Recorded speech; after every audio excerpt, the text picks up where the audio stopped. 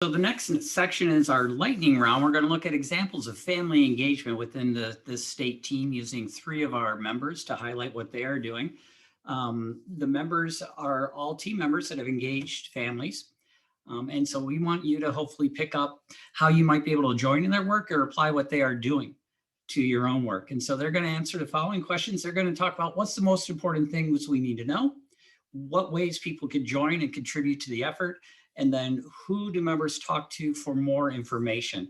And so they're going to each spend about 5 minutes each. And please do remember, in the lightning round, all points are double. So all points are double in the lightning round. So to start us off, we will begin with Caitlin McNamara from the Wisconsin Board of People with Developmental Disabilities talking to us about the Living Well program. Hi, my name is Caitlin McNamara. I am the project coordinator for Living Well. Living Well is a federal 5-year grant from the Administration on Community Living. It's housed in Wisconsin. Wisconsin, one of 8 states. In Wisconsin, it's housed at the Wisconsin Board for People with Developmental Disabilities. We are doing a lot of work. We have 8 sites across the state of Wisconsin, but our family engagement and outreach efforts extend much further than just those sites. And I wanted to talk to you a little bit about some of those things that we are doing. I think there's some slides maybe. Yeah, you can go to the next one. So obviously a lot of our work in the last year has been focused on COVID, as it probably has been for a lot of people. This is just one example of some of the stuff that we're doing. We have been working very closely with the Department of Health Services to create accessible and plain language resources for people in long-term care and their families and their family caregivers and supporters. The one that we've been working on the last few weeks and months have been vaccine resources. These are specifically for, there's 3 different sheets for family care, for IRIS, and for those in children's waiver programs. And they really are the who, what, where, when, why, how of getting vaccines, really easy language, clear resource links, phone numbers to call, and then the back side of the sheet has some frequently asked questions that are dealing with some vaccine hesitancy issues.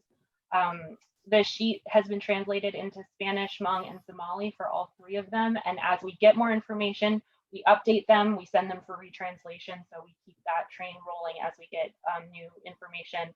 For vaccines, we also have some on PPE and some other COVID-related information, and then those get linked through on a member page within DHS, as well as our own website, which the link I've included is for our website.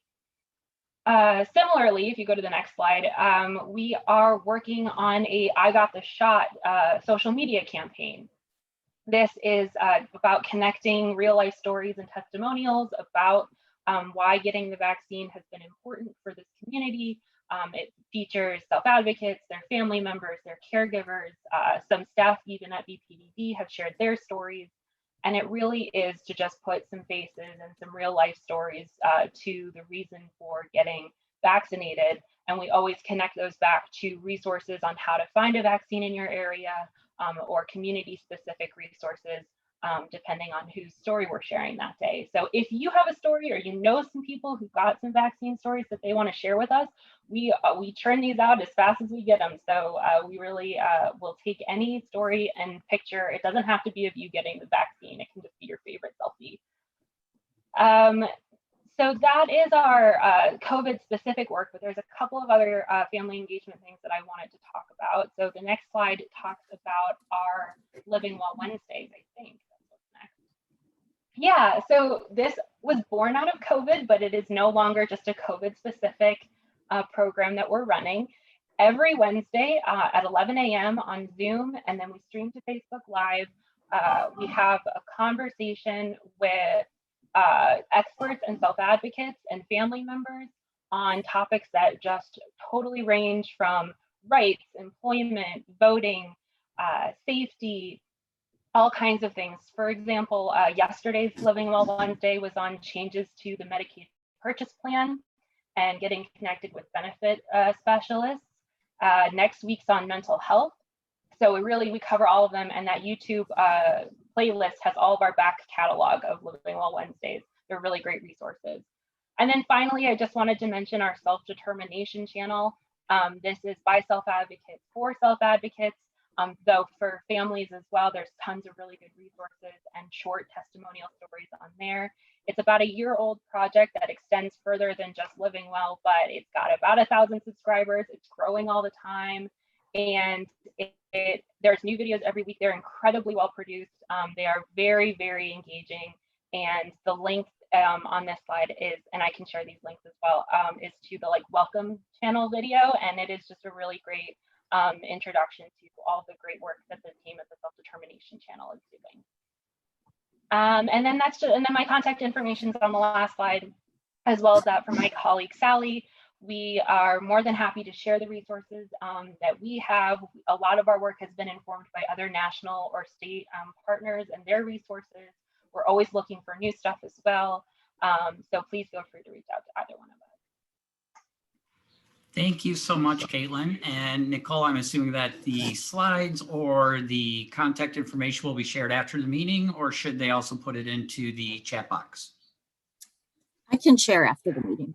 Okay, that'd be Are really you cool. guys seeing the presenter view or the full screen view? Full screen view.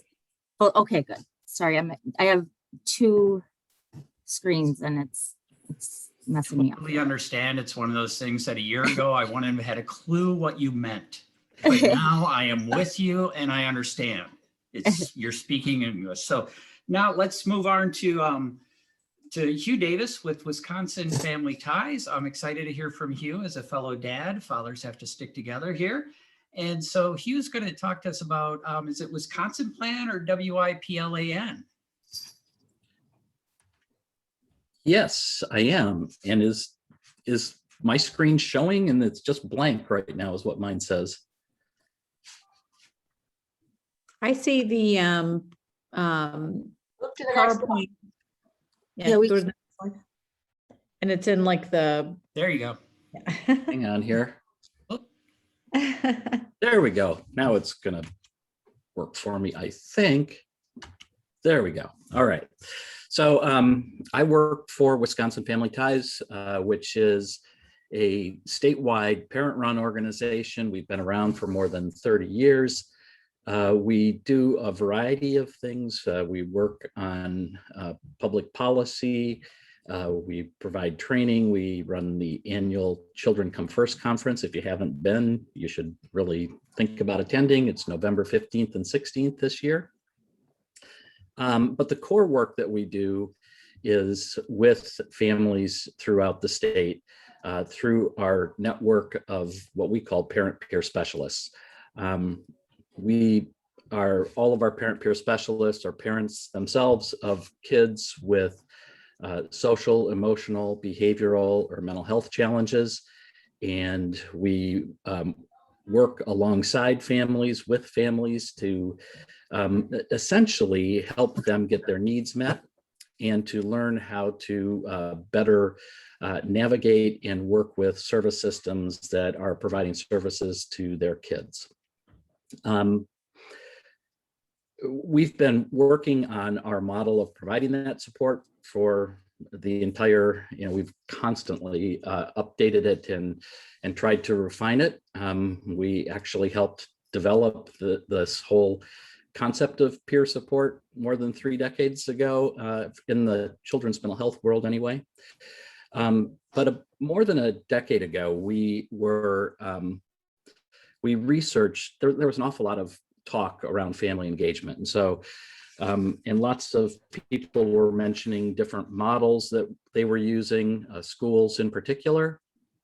And so we decided to research the family engagement models that were out there to see if there was one that we felt comfortable adopting. And each model that we looked at, we discovered something that we as family members felt was antithetical to family engagement, that just didn't fit well with the family engagement. So what we ended up doing, long story short, is we developed our own. And Our family engagement model is research-based. It's consistent with trauma-sensitive approaches, and there are 6 components to it. The first is being welcoming and inviting. Research says that the experience of being wanted and welcome affects parent participation in service systems more than anything else, more than race, class, income. All of those different factors fall by the wayside when it comes to feeling welcome in an environment.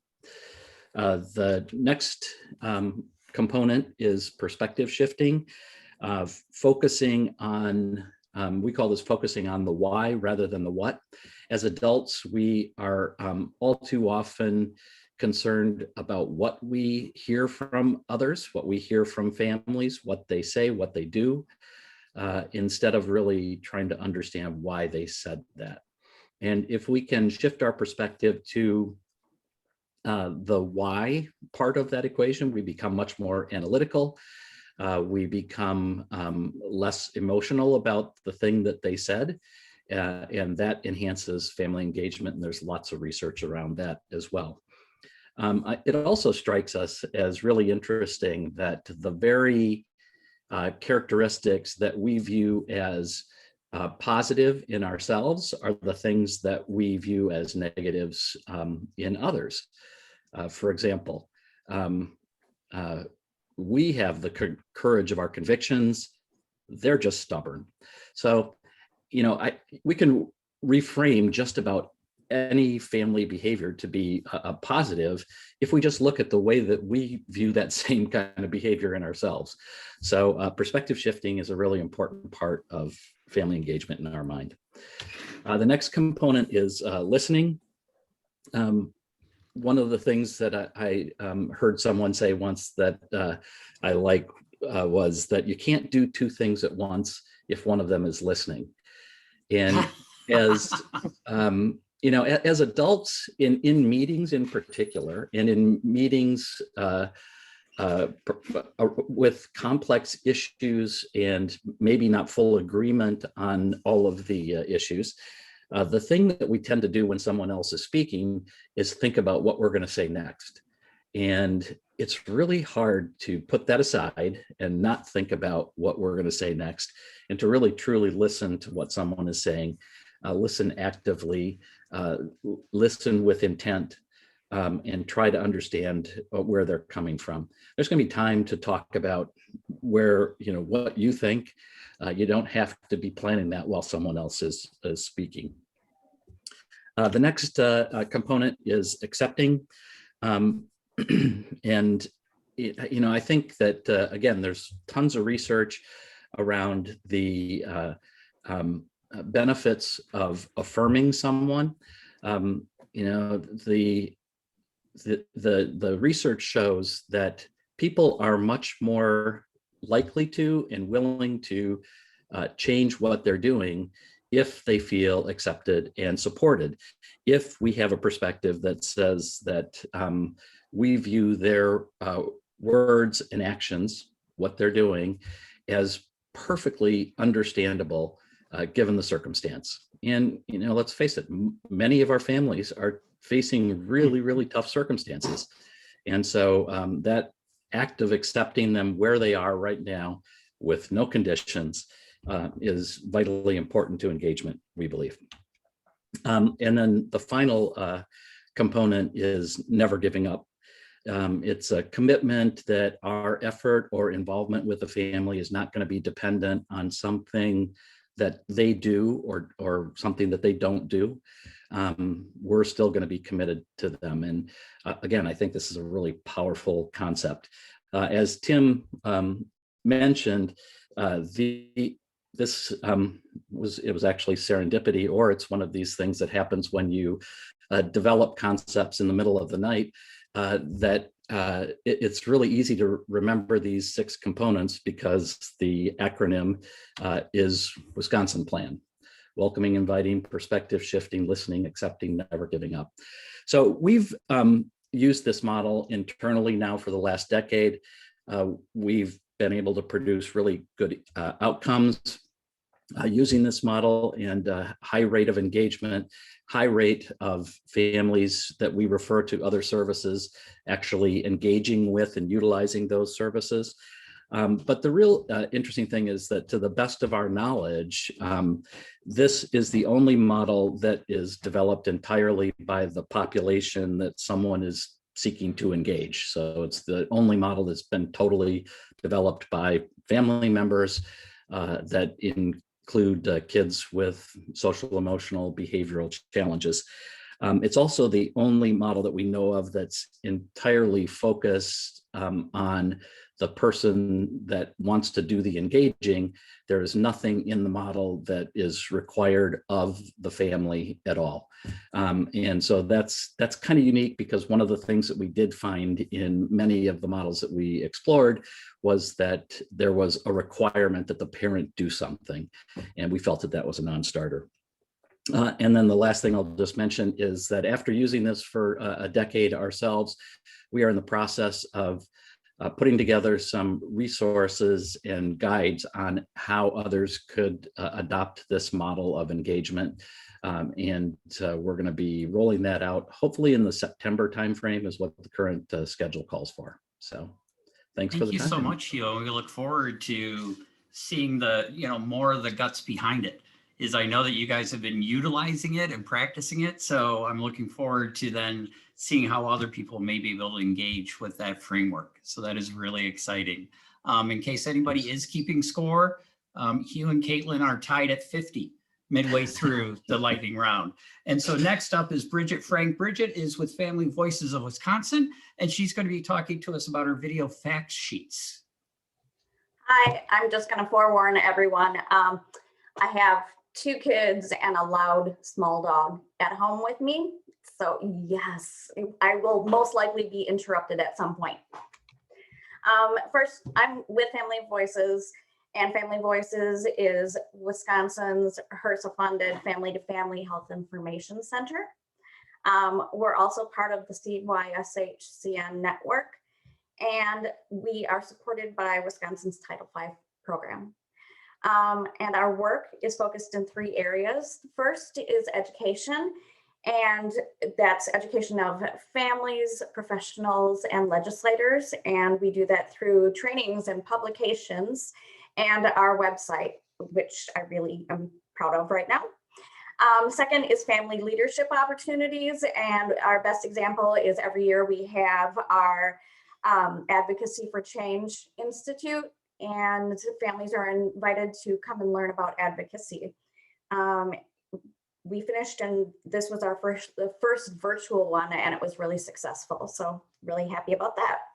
And then our third area is systems change and public policy. And an example of our public policy directives is right now we're working on disability resource centers for children and families. So that's a work in progress.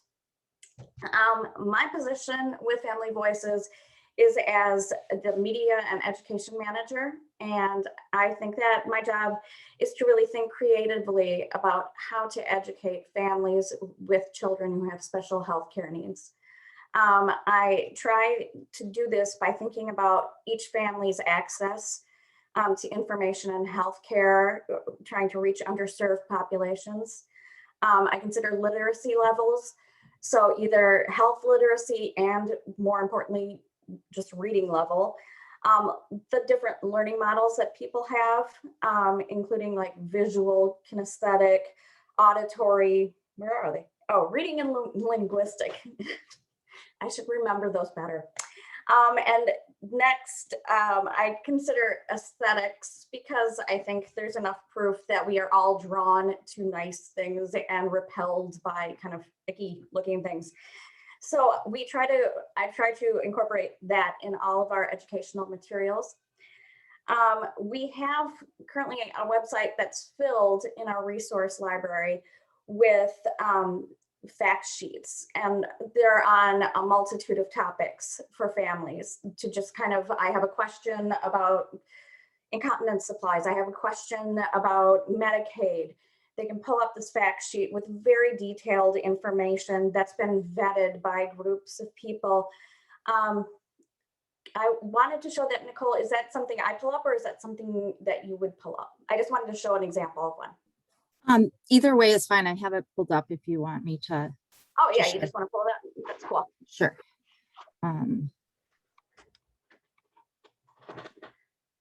This is an example of our written fact sheet, our printed fact sheets. I consider all of our stuff a work in progress. Lynn Renner and I work really hard to keep updating the style and to make them more accessible, to make sure that the literacy level is appropriate and that we keep topics that families really need to know about, like personal care service and Medicaid. Pretty important to families.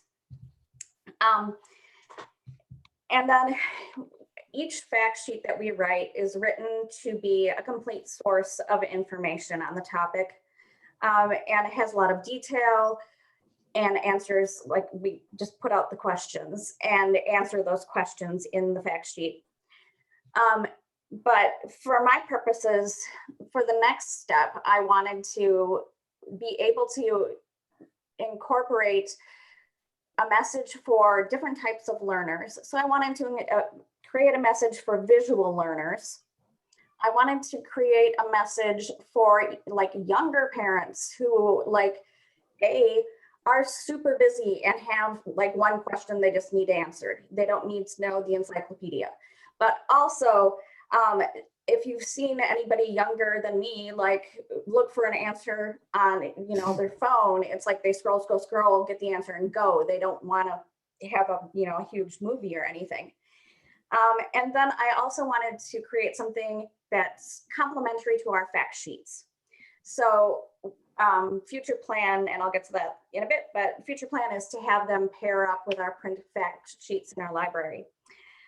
So the criteria for each fact sheet is as follows. They have to be under 5 minutes. Nobody wants to hear more than that. They have to answer one question. Like the one we're going to see is, what is newborn screening? They have to have a resource for future learning. So each one will end with, here's where you go for more info. They have to be visually engaging. And I like this part because I get to look at pictures of babies and stuff like that. So that's cool for me. And I wanted to have a literacy level that's accessible for as many parents as possible. So this is 3 minutes. Am I okay on time, or we can cut it off early because I have another minute or two of content, Tim? We could maybe show just the beginning of it and then you can finish up. Perfect. Yeah, just as an example. Yep. Welcome to Family Voices of Wisconsin video facts.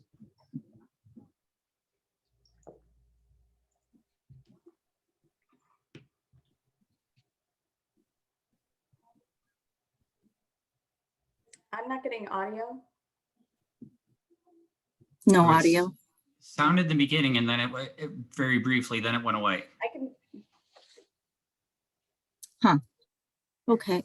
I can hear if I can drive, maybe I can. What are you guys seeing? Are you seeing my screen? No, I can stop sharing. Were you guys seeing the video fact sheets? Yes, we were seeing the video fact sheet. No. Just there was sound just briefly and then it went away. I wonder if, Bridget, maybe you just want to kind of Your screen? fit it. I'm just worried about time. really. Oh, okay. You know what? Everybody, it's on our website. Check it out. It's, Yeah, put the link in the chat and then they can watch it there too. Yeah, yes. and I can send that out with the materials from the meeting as well. Okay, so how this involves us today is that in our efforts, like in Act Early's efforts, we want to educate as many people as possible. Now we have all of our written fact sheets translated into Spanish, and it's great. You can just click on the link and have a PDF of a Spanish fact sheet. They're all matched up. It's wonderful. But for the video fact sheets, it's kind of a larger endeavor because it's got the narration and the script and the slides all have to be translated in Spanish, and I know no Spanish, and Google Translate, I'm hearing, is not a good thing. So we've gotten partnership with Wiki to translate the video fact sheets into Spanish. And that has helped us kind of propelled us along in this work. So like this first series is on newborn screening. I'm also working on a series of birth to 3, and I'm working with Chris Barnico, hi Chris, on Act Early series. And I'm also working on making more complementary video fact sheets to go along with our written fact sheets. Again, we're gonna hopefully work with Wiki and Act Early and have these translated into Spanish as soon as possible by the end of the year. Fingers crossed. Greatly thankful to everybody that we're working with on these projects. So if you have any questions, please let me know. I'll give you our website and I'll give you a link to one of the videos if you ever want to check it out. Thank you.